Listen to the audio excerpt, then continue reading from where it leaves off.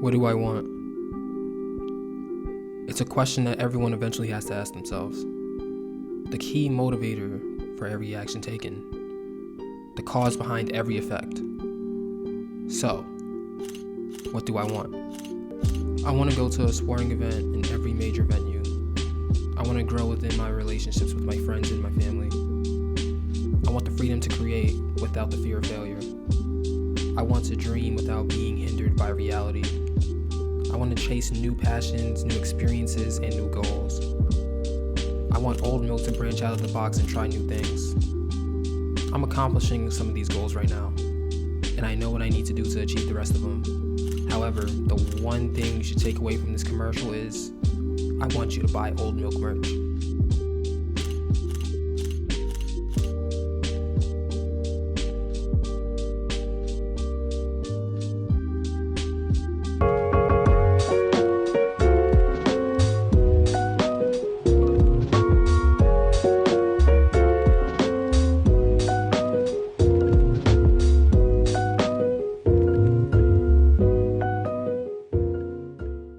Yeah, I might go hoop later. Oh, for real? It's not even close to as hot out here as it is on the East Coast. Oh yeah, you said it was like 56. I'm like, what? Yeah, like this is the one area, like San Francisco is the one area that doesn't have a heat wave right now. That's kind of insane. No, it's like our highs are like 80.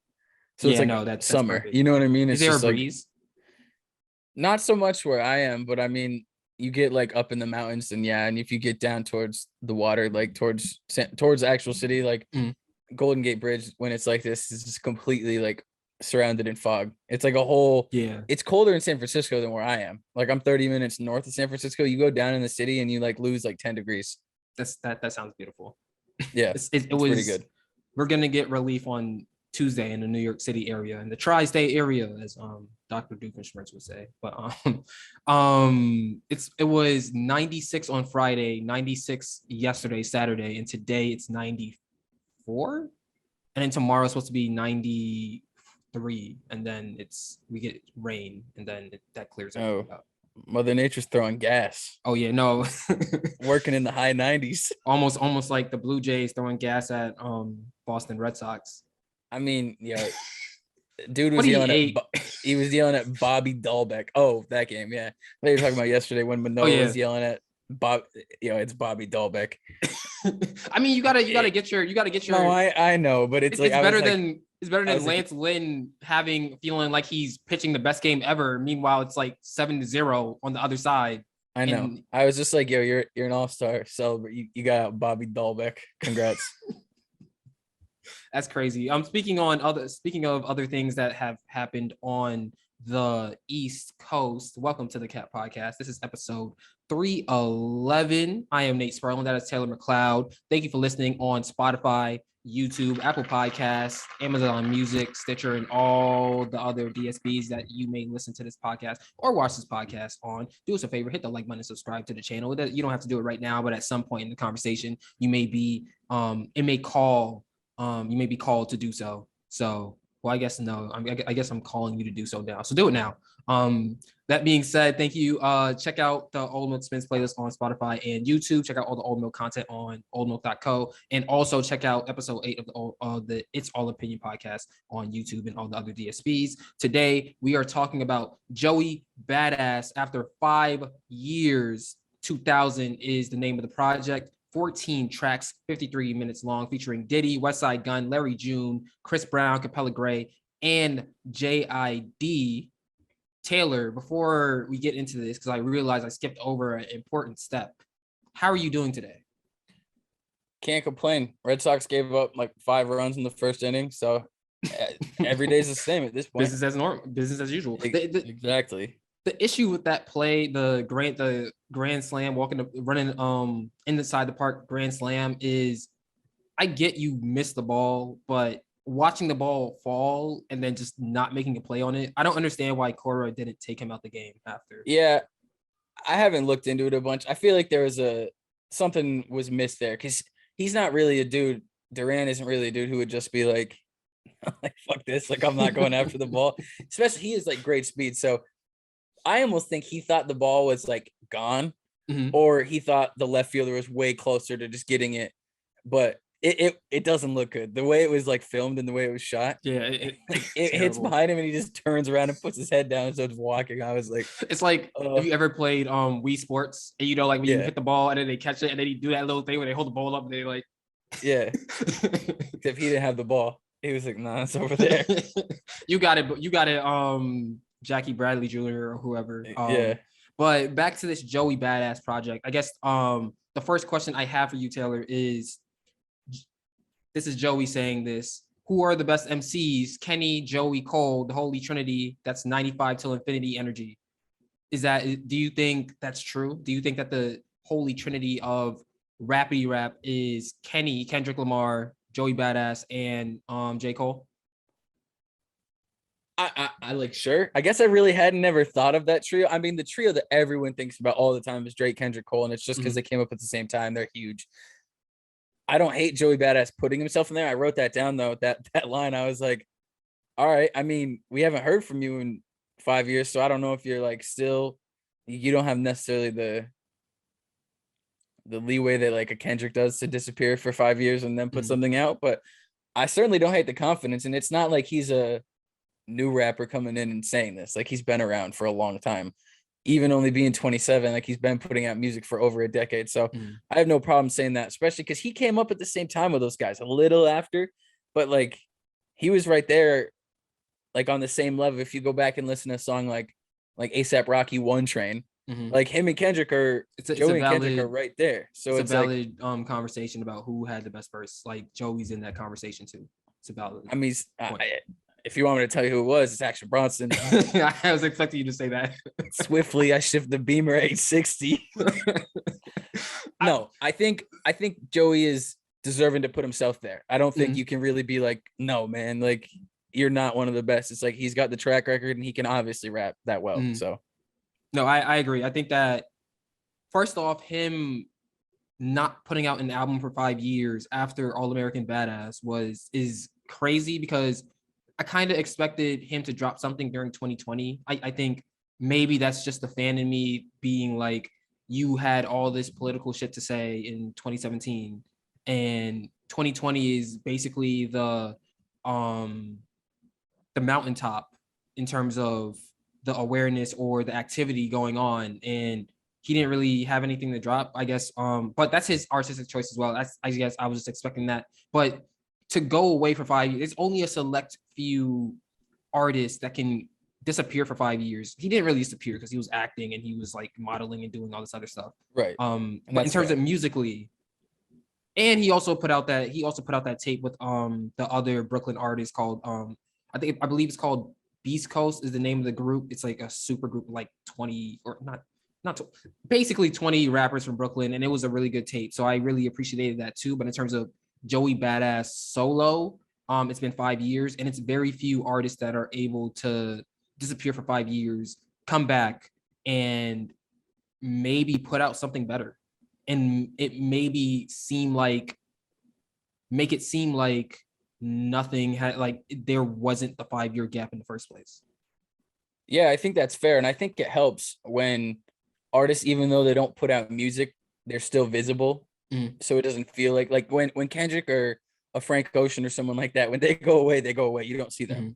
They might pop out here, there, see him, whatever. And obviously Kendrick's on tour with Keem now. But I think with Joey Badass, it's like him being so young still, only 27 after a decade in the game. It's like to put out a record like All American Badass at 22, you have to live some life. And obviously from 2017 or 2018 until now, like a lot has changed, a lot's gone on. And I think you see it with J. Cole, and I wanted to make this point too, where some of their previous projects from a couple of years ago are a little more pointed towards certain things, whether it's political, whether it's commentary on the status of the rap game, social media stuff, how the internet's changing things. I think they've both come back, and Joey especially on this project have come back and really brought everything together, where his early stuff was a lot about showing how good of a rapper he was, because from the very beginning, it was obvious the talent, and then taking the messages from a more focused, challenging album and then really being able to blend that together. And that only comes from experience. That comes from getting to a point where you're comfortable understanding who you are as a rapper and understanding your thought process and all that other stuff, and putting it together as one product that's very listenable, but also is saying something. And that's rare, because now I feel like you get a lot of either this is super, super conscious, or it's not conscious at all. Mm-hmm. And I think Joey on this project did a great job of blending those two things together, where really from top to bottom, I don't think there's a bad song on this. No, I there are probably, if as we get it more into the music, there are probably two skips for me. The first one is brand new 9/11 featuring West Side Gun. The first listen was rough for me because West Side Gun West Side Gun kind of comes in off beat, and he just doesn't recover from that point on his verse. I appreciated the ad libs during the Joey verse. I think I still am in the camp of wanting two Joey verses with West Side Gun ad libs on it, similar to what ASAP Rocky did on Testing with Black Boy JB. I forget the name of the song, but there's a song where Black Boy JB is just doing ad libs on it. Additionally, the second song is Welcome Back featuring Chris Brown and Capella Gray. Not because it's a bad song, it's just it wasn't for me. But those are the only two skips that I really have on it. The one thing I do want to say is I think another thing that this album does for Joey Badass, and also Static Selecta, someone who he's worked with at least as long as I've been listening to Joey, like the whole time that I've been listening to Joey, I've been listening to Joey on Static Selecta beats, I feel like. But the one thing that this album does is I think it puts them in the conversation of with the Metro and the 21 Savage or the Drake and the 40 of best rapper producer duo, because the beats are just elegant. It feels like something that Ross would put out in terms of sound, in terms of sonically. And Joey having the elegant raps, having it feel like it's a show in some little intimate setting, having Diddy on it, having Nas just not rapping but just talking and giving him his props. And I really appreciate the atmosphere that Joey put forth on this. I think atmosphere is a great way to put it. He really, with this project, he really like built this world that's completely its own. And you and I have talked about it countless times. That's my favorite thing from projects, when they are completely themselves and that's their own world and everything stays inside that world. Obviously it'll permeate outside, but everything is constructed inside this one project. And it doesn't feel like it's just a bunch of random songs from different sessions put together. It feels like this was an idea that was carried out by Joey Badass. And Static Selecta,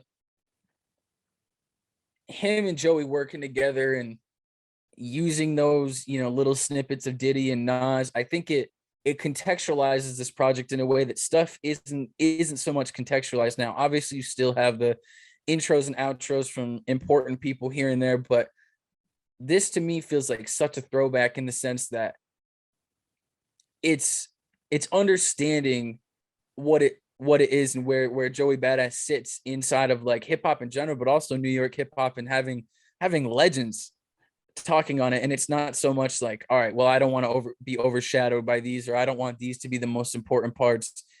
And it can get lost, but those mean something. Like Diddy had a couple of those on Meek Mill's, like Dreams Worth More Than Money, where he's just talking, but it doesn't feel the same with a guy from Philly the way it does with Joey Badass. You know what I mean? Because he's from there.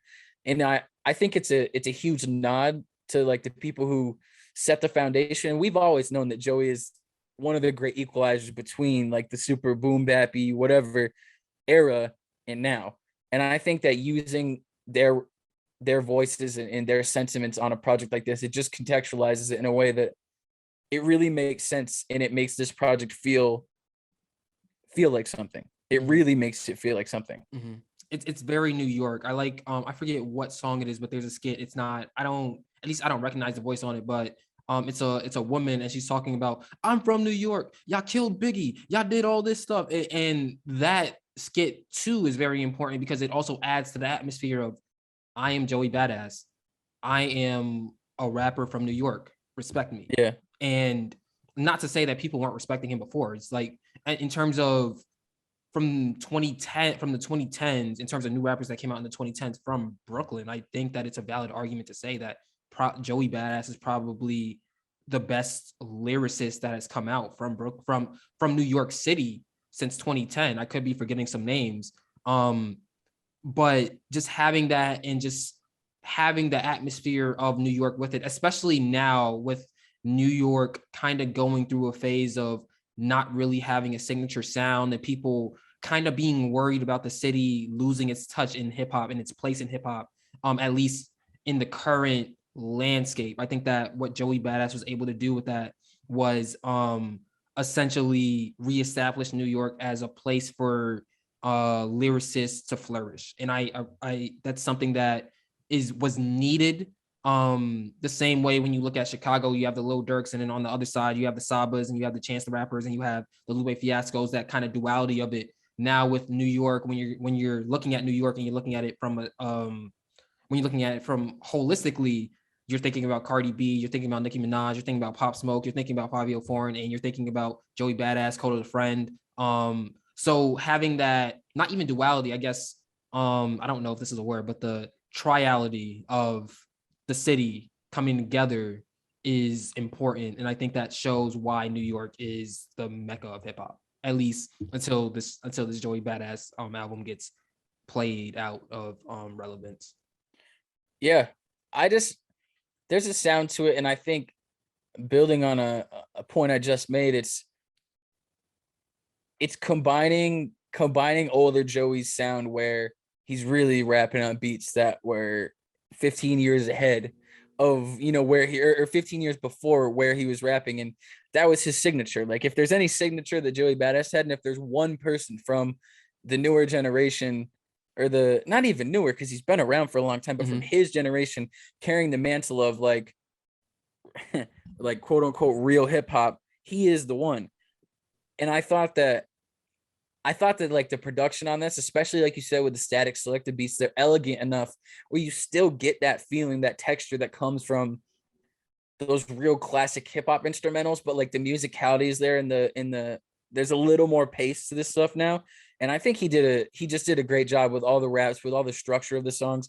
And then I was really, really impressed, honestly, by his hooks. I thought the way he was willing to kind of inflect his voice, whether it's electronically or him singing on the hooks, was really nice. And it just adds depth to his character. I mean, with every project, there's more depth added because he raps about his life. Like, and it's not to get a little TikTok sound, and it's not to get a bar that goes viral because it's an Instagram caption. He's really telling you about his life. And I think that his willingness to sing and willingness to just be creative on this, not that hasn't been creative before, but it just points to a real acceptance of himself as an artist, and also like a mastery of his craft, where he's like, yeah, I can do this layered vocal with a little bit higher pitch and really like sing-songy hook, and then jump right back into verses. And it doesn't miss a beat. And it's not like, what's this guy doing? Like, why are we trying? It just works. To kind of add on to your point,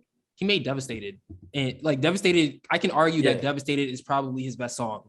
And that's not him being the rapper that we know. That's him being more of a melodic singing, right, and just making something that sounds good versus I got all these bars, and which we know, like he has more bars than Dwayne Reed and Walgreens combined, I'm sure. But just having that duality within himself, right, and putting that together on the album, this album has exceeded my expectations to a level that I mean, obviously if it exceeds your expectations, you're not expecting it to rise, but like it's just a level that wasn't fathomable because we have the 5-year break. It was supposed to come out last month, and then we have to wait an extra month. It didn't come out last month because he had sample clearances. Drake dropped. But that being said, I don't mind the wait at all. This is what happens when you put out good music. It's the same thing with sports. When they say that winning solves everything, I feel the same way about music in terms of good music solves everything. There isn't an issue to be had with the way that this project was rolled out, with the way that it sounds. And I think that it's going to last for a long time. Now, understanding we're in the middle of the year and understanding that we're listening to this with fresh ears versus an album like Vince Staples or Saba, I'll be interested to see how at the end of the year, at least in my head, and also in your head too, Taylor, how the three albums that I just named stack up with each other. But I definitely think that this is an album that there's a lot of albums where it's going to get to a point where we're going to have a Michael Jordan, LeBron James debate where both arguments are valid. And it's just a matter of where do you split the hairs? For sure. And we've been super spoiled this year in terms of just the artists that have dropped. Like all of the artists that I've held to a very high standard for the last 10, 12 years have dropped this year. The only one that hasn't is Cole, and that's just because he did last year. Mm-hmm. So like where this stacks up and where you split the hairs, it comes down to a lot of it is a matter of personal preference. But when I put up Ramona Park Broke My Heart versus 2000, I think they're very not similar records in terms of sound, but where that artist is in their place. And you can actually, there's a lot of comparisons to draw between Vince and Joey. Mm-hmm. I think Joey and Earl is an interesting comparison. Like all these guys that came up right in the early 2010s when blogs still meant something and mixtapes still meant something. Like in seeing their past, I think Joey and Vince are they're on a similar trajectory right now where Joe, they each had their own very signature style to start off with, Vince rapping over a lot of electronic stuff, Joey on the boom bap stuff. And now they're reaching a point where everything is coming together and you're hearing a more mature perspective. Not that either of them ever weren't, because they're both known as being years ahead. But I think it's a sound that comes from artists who have been around for a decade and are really mastering their stuff, but are young enough to still be able to like bend, in mold to certain trends, but not take that trend. Mm-hmm. Like take the best parts, take the highs of trends and leave out all the bottom stuff that you don't really want. And I still think be you. Right. And I think it's an interesting point about the rollout, especially the Drake part, because no one will ever compare Drake and Joey Badass, but I think this is the album that people wanted from Drake. Not so much like because they want the raps, they want the introspection, they want the real stuff. And there's a little stretch right in the back half of Joey's project. I can't remember exactly what songs, but there's like a 3-song stretch that really reminds me of like a Nothing Was the Same, where it's an artist who understands their place and they know that they're young but on an upwards trajectory, and they just really take it over and they're like, no, this is my sound now, like I do this. And I thought that was really interesting. It's probably more of a confidence thing that I was hearing and not so much of a sonic thing or anything. But I don't know, I thought that was pretty interesting just in terms of hearing where he's at. And on a song like let me see, I have it written down, I think it's like Survivor's Guilt. I couldn't remember if it was Survivor's Remorse or Survivor's Guilt, where he goes back to 2012 when Capital Steez like sadly passed, and gets into that in a way that he probably wouldn't have been able to do at 22. Because even though it had been 5-6 years at 22, I mean, me and you are in the middle of this right now. 22 and 27 are not remotely the same. Yeah. Like the way you grow and develop during that time, and that's not being famous. I mean, being famous, having the fund, having the resources for stuff, the development has to be, so immense during that time. So to hear him look back at the era that really like birthed all this from a perspective of being more established and understanding the sound more and understanding the musicality more, I just think it's a really good project. I mean, I keep like running around in circles with all these ways to just say this is like a really good album, but from top to bottom, I loved it the whole way. And that song getting into the Capital Steez stuff and the Pro Era stuff, it calls back to a time when every rapper had their group. May not have been like a rap group, but every rapper coming out in that early 2000s had their thing, where it was Odd Future, Pro Era, Black Hippie, like Most Dope, like that internet era stuff. And to hear him reflect on that is really cool for someone who came up being a few years younger than all those rappers. But like, that's really what got me into this. So to hear him reflect, I mean, obviously it's heavy subject matter, but just to hear him look back and and look at that time with this similar nostalgia and like understanding the care that went in back then and maybe isn't there now. I thought that was another huge contribution too.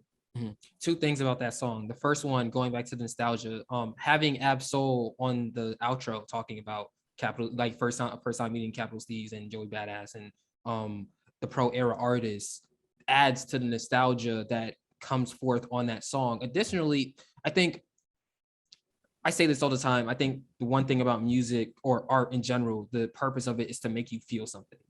And on Survivor's Guilt, you really feel Joey Badass's sadness about like reminiscing or talking about the things that have happened or the reason why Capital Steez ultimately passed. Just being able to feel that emotion through the song is another mark of a great artist to me. Just adding that in there as well. But that being said, as we wrap it up, what are your favorite songs on 2000? So I think for me, this is definitely going to be a project that I play as a whole most of the time. And I probably won't be really shuffling it or picking individual tracks outside of, I think Your Hate for the Gun versus made me love it. Like that might be the only song that I really like go back to over and over again. But my Take four this, favorites Nate. yeah, exactly. My four favorites that I wrote down were Where I Belong, One of Us, Head High, and Survivor's Guilt. Mm-hmm. I think Zip Codes is probably the best song on this album. Yeah, I really like that one too. From the moment that I heard it as a single, I enjoyed it and I was like locked into, okay, Joey Badass's album is coming out. So in addition to Zip Codes, I like The Baddest, Make Me Feel, Where I Belong, and Written in Stars. I think that the way that Joey opens with The Baddest and closes with Written in the Stars is that's Teflon. There's no bad thing to say about that. And just the way that, because opening and closing is just something that's so important in the flow of an album, especially with the track listing being as solid as it is too. Just more props to Joey. This was worth the 5-year wait. Album of the year contender, great album. I'm gonna listen to it for probably the next month and possibly more. So yeah. I'm excited for that and being able to unpack more things as we continue to listen. For sure. I also like that it's just a 14-track album. Yeah. Like that's so it's just like in and out. It's not super quick where it's, not worth breaking down like this. But it's not long enough for you're like, all right, 5 of these songs are for streams. Mm-hmm. One's for TikTok. And then the other 14 make up the album. It's very much now all 14 have a purpose. Mm-hmm. That's the whole thing. We talked about it with the Ben Staples album, intentionality. That's the word of the year, I guess. Intentionality. That is Taylor McLeod. I am Nate Sperling. This has been the Cap episode 311. Thank you for watching. At some point during our discourse, wow, discourse sound like a fucking professor anyway. At some point during our discourse, you may have felt compelled to hit the like button and subscribe to the channel. And for that, we thank you. Follow us on Instagram, Twitter, and TikTok at OldMilk Media. Check out the Old Milk Spins playlist on Spotify and YouTube. And check out the Old Milk content on oldmilk.co. We actually can tell you what the next episode will be. We'll be talking about Flo Millie's You Still Here Ho? So check that out. That being said, thank you for watching or listening. Yeah, we're out.